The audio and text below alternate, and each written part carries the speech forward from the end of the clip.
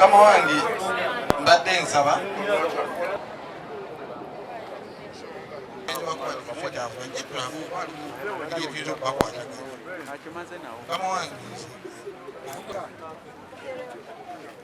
akati mukama wange eri bajja pasonizi bange ababiri abantu abo naye tweralikira n'engeri gye banaavaawo ebintu by'abantu obanga batemudde abantu obanga babbye ebintu by'abantu ne bagenda luyambe nga ne muwonge w'omuyamba abantu abo bave ku kyalo withimidi abaganda baffe sigwa musika RDC yangamye ku ludda olwa waliwo mukyala wange tawulira mukyala Kenneth mwenna mumumanyi bulungi bakifeesa abo bamulumba ne baba fulampeni ne baba butowe kati bwe nagendayo okumulaba ne baga nti bantu ba Sopi. Who is Sopi by the way? Bantu ba Sopi be baleetawo ne badiployinga awo era bw'oyogera toboogerako kubanga bantu baki ba Sopi. Ekyokubiri nze ndi mukyala mulunzi twalina akatimba kaswali ne muwala wange Beeka wali ne bakatwala ng'ensi yonna eraba ne bagamba bwe munaayogerako bantu ba Sopi bakatwala ne bakatwala mu scrap ne bakatunda. Ensonga yange ey'okusatu kantini z'abapangisa baffe bazimenye wali Ettaka era buli lunaku bazimenya ne bazimenya abakyala abo ssebo bakyala bamufuna mpola beeyiiya. Kantini zimenyeddwa abakyala babbiddwako waliwo omukyala Namwandu oyo gwe babbye mukyala Kibugo omukyala Bawe yafa alina abaana bangi nnyo alina akadaala nga bwolaba ka kantini kali akakuli mu maaso naye bamubbako essimu ye ndowooza ye gye bagamba gye batwala mu bbaala n'obusente bwe yali afunye mu kibiina. Seba ensonga endala omwami yayogedde ku kyamakubo kikulu nnyo agakukusa ebintu byaffe naye kuba erya Hirusaidi wali eriyita wali wansi yali erabidde erikuuka ennammira. Kaakati nange nzira ku bakulembeze embeera ebaddewo yonna eyamula nnimire nga tuli bato naye nga tebatuyingiramu oba balwanagana tugenda ne tuziikirayo ku mundu ne tukola ki. Naye ebintu bino bwe byatuuse byagenze ku 6 nze ebiseera ebyo nze ssebo ndi mukyala ate eryantama nagenda ne njogerako ne ssentebe wa LC wano kubanze ngwa mu Lufumbe ne muganda naye nga tuzikolako nakaakati ensonga tezikolanga ki tezikolwangako. Chairman LC tu ne njogerako naye ne mugamba ne chairman ensonga zino nga zituseeko banaamala kutta muntu bane basobya ku baana baffe ate era basobya ku baana bakasobya ku baana baffe wano emirundi ebiri. Ose oyo ensonga agimanyi naye ndowooza omukyala bwe yagira n'atayagala mwana we kuswala n'agaana ogendayo ku poliisi okukola statement. Naye ng'omukyala wali Erufumbe ewaffe abantu bwe bali bano bawa abaana kwalifoomu abawala ne bagenda ne babasobyako. Kaakati ne ngendako ewa chairman LC2 ku nsonga eyo y'emu ey'abantu abo bagamba ensonga bazikolako. Omukulu oli bisoboka ayogedde bulungi nnyo kubanga LC naye tukoze eki etusibyeko abantu abo. Newa OC natuuka ebiseera ebyo ne muga nti munnange OC bino bwe biba biganye situkiramu kubanga guno omuluka kuki ogwo naye tetufunye bwenkanya. Sebo ensonga tuzoogera naye tulinga abatazijjayo bulungi. Twogerako famire ya Mulyanimire naye ate betwogerako weebali nze kyenaalibadde njagala osooka okumanya oba kyenaalibadde njagala bo bajje batubuulire gye bajja abantu abawa oda abawaki kubanga bo bakave mukama kaabwe. Essookera eddala patize ziri 2 wa Mulyanimire tubeere open waliwo sayidi ya Nakacwa waliwo ne sayidi y'abaana abalungi. Sayidi y'abalungi bajje wano batubuulire bwetuti ne bwetuti kati sayidi y'abalala neyaleeta abo bakundi abali ku pati abali abasubi simanyi abani bakifeesi naye waali betwogerako weebali. Sayidi yeri mwami mwonge wali ajja atubuulire oda bazijjawa ani abakuuma ani yatimye ekyeya ani yakoze biki tubeere open ebintu bitambuze olukiiko lujja kuggwa mangu naye buli we tunaatandika nga tuyite tetujja vvawo. Amawulire era ge tubadde tufuna gwe wojjidde wano nti gwe omu ku babaavu b'abantu abatubonyaabonya ku kitundu kuno amaanyi agakozesebwa gaveeyo mu ofiisi yo ne tubanga byetwogera tebikola ki tebiwulirwa. Abakulembeze abali eno bajoogebwa bujoogebwa kubanga amaanyi gaveeyo waggulu.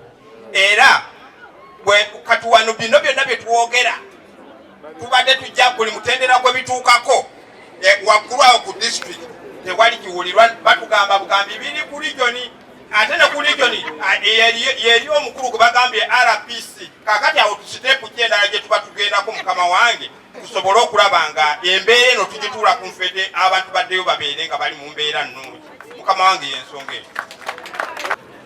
Nange nga kyensaba okutuyamba ekkuba eriva wano ewange waliwo awo ekkuba erikkirira nga ligwamu eri ewa mwami Mulyannimire. Nina ekiyumba ekininaanidde kirwa nti tekyaserekebwa. Kuno omulamu ansaba okugenda ewa chairman ow'Ekazinga ababbi bagabanira omwo ebintu.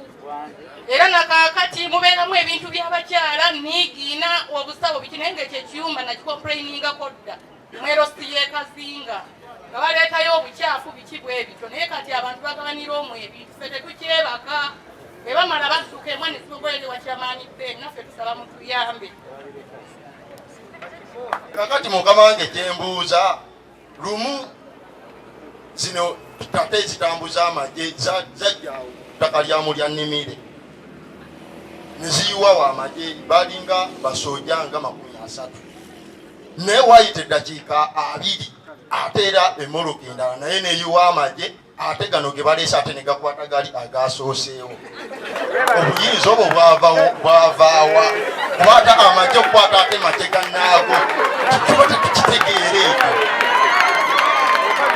Bujja tugende nga bwe tuti weno mbadde nsaba okuva ku LC1 paka ewosebo chairman omulonde Ssekikubo omukoddomi wange n'RDC afuga emmundu zonna eziri wano insecurity etandikira wammwe okusinziira ku documents zetulina.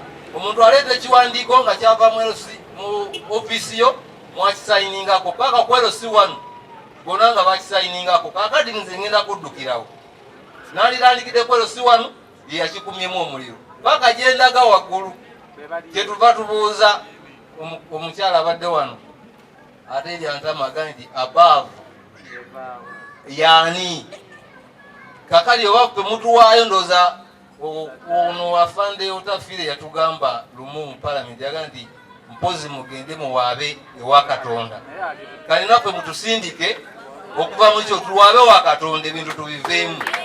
Webale nnyo ssebo. Abatuuze banaabikumikiriza batya ate babagambako engoma enene ezikituka okujja okunonoyo ne batwala kakati ssebo tuddukirewa mukama wange bye byange.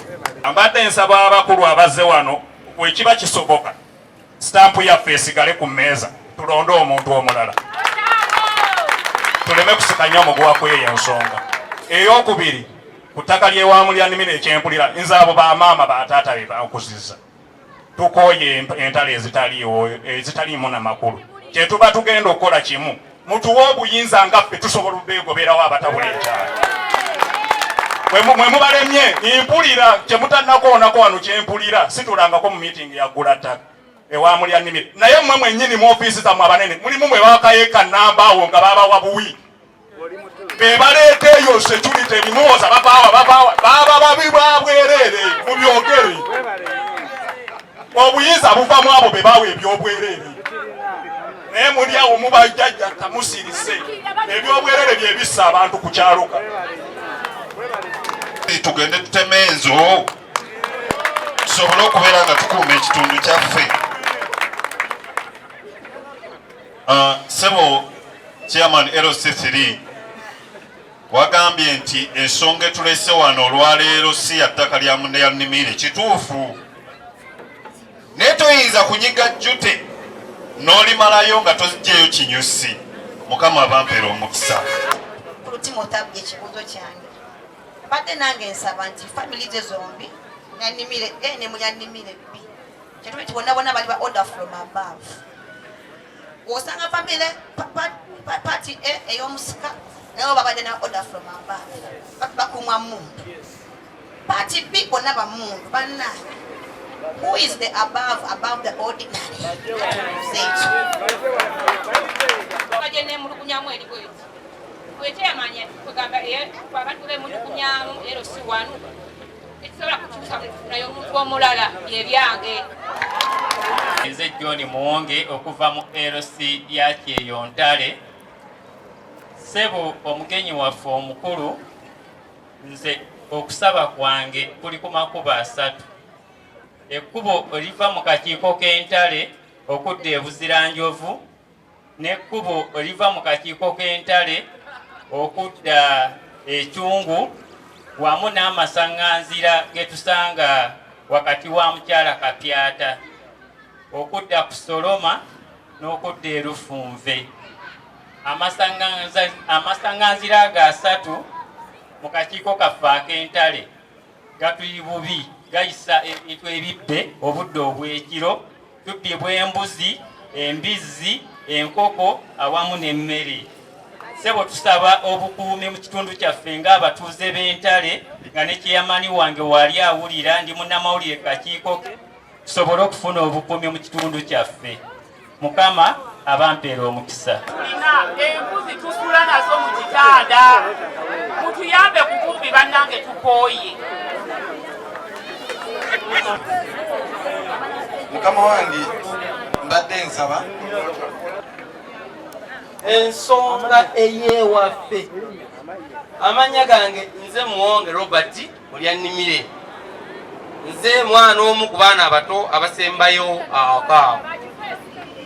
Nkyayiddwa naye mu bukyayi noonya mazima. Noonya maki? Omukulu Kaggwa ayogedde bulungi nnyo nti olujja olwo lwalimu ebizibu okuva edda.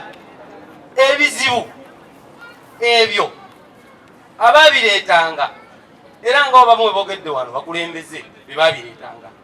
Lwaki? Otyo abantu abo bajjawo batyabe muyita abantu abo.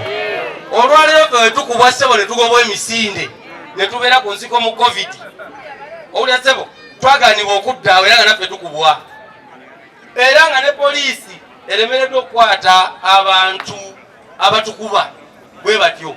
Naffe ne tumanya nti bano baleeta bakifeesi baabo abatukuba ne twekwanyakwanya abaana abooluganda ne tunoonyereza engeri ne poliisi ne tujjago ebiwandiiko byaffe ne tuprotectinga nga administrators mu area okubeera nti tutuula awantu waffe. Era olwaleero ye poliisi siba poliisi ne poliisi etuleka olw'okuba tulina lwekisi zaffe okubeerawo nga twekuuma kubanga n'abatukuba we bali. Abatukuba we bali naffe batukuba.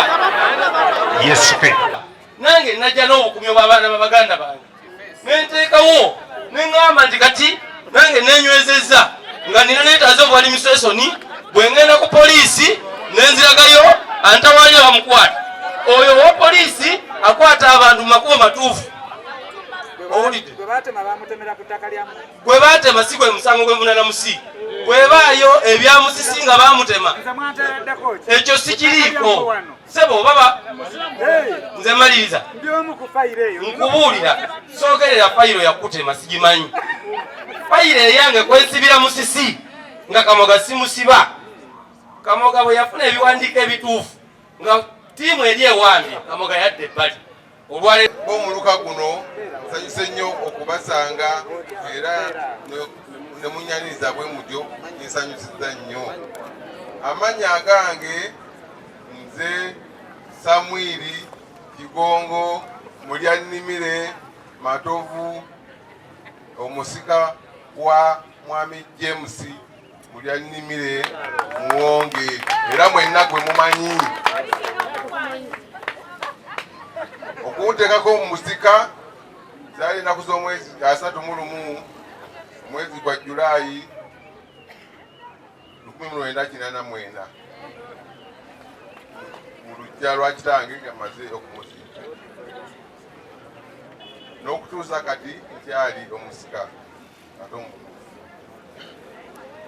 Njagala nnyo buli kiseera okulimbulula bannange omutawaana gwonna we guva kasooke mbannyonnyole ebintu bino bivudde mabega nnyo naye ng'omutawaana nze okunkyayisa kintu eki bannange ab'ekyetuma basinga mubimanyi. Mukama wange RDC kinneewuunyisa nze okuba nti sirina access gye banzaala baba babagule abambeera kuno sirina access gye banzaala okugenda ewaffe gye banzaala ngenda na mundu kino omujulizi waakyo ye RDC Mpuutu Mwine ne bamwine oyo naye yamala kujjayo njala. Bannange wamwe gye bakuzaala lwaki bamala kujjayo njala? Lwaki mumala genda ku RDC okudda ewaffe?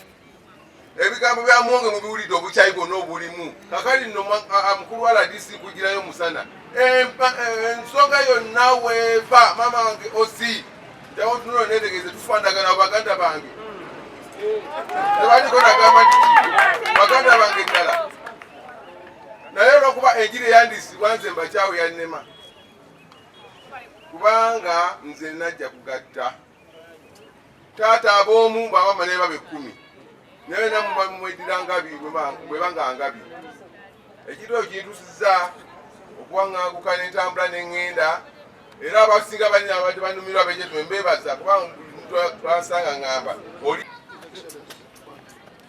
oyo mutte aveewo tumuwonogomwa tuguwone era mukama wange kutambula kwange tambula nga mubbi oluusi nyinza okusalawo nenyambala nembanga omuwadi noonyezebwa naye abo baganda bange ddala ddala era besinzaga kwegaana kakati nga woze endowooza n'atuukako awaka nendabawo kubanga nze bwe nzija kunomanga mubbi wali waffe ddala awenasika naye okugendawo ssebo mala kulameeka nekyewuunyisa neka kikwasika byamaziga wali waffe ddala kakati abaana bano bebagamba dya ku nsonga ebadde nnyo ya byakwerinda sazze nnyo ku nsonga ya ttaka oba eya famire emu naye nkimanyi nti ebyokwerinda bya wano byonoonese lwa nsonga ya famire emu abandaba olusooka era abatandabangako nze Kitambula Henry abantu bonna bonna baganda babakuuma ettaka njagala bugenda okubeera ssaawa nnyo enkya nga Giso olina lisiti yaabwe ssaawa nnya ng'alina ki ng'abalabyeko fisikale si kuleeta lisiti yokka naye abaleete mubatululeko chairman 3 gwakulira security muno enkyoli naki osisituka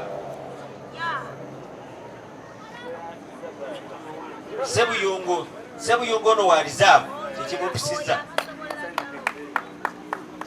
kakati naawe jangu obegatto gwe wa reserve njagala enkya ssaawa 4 muwonge nga amaze okubawa abantu abo nga mubatunuddeko fisikale temufaayo baanakweka tumanye ekyokukola kakati bwe mumala okubategeera nti baana bawaka mumbuulire etya bulungi egenze bulungi mwerondedde teri abalondedde abagenda mukomewo meeting tennaggwa agenda item eddako nkulu nnyo ku lw'obulungi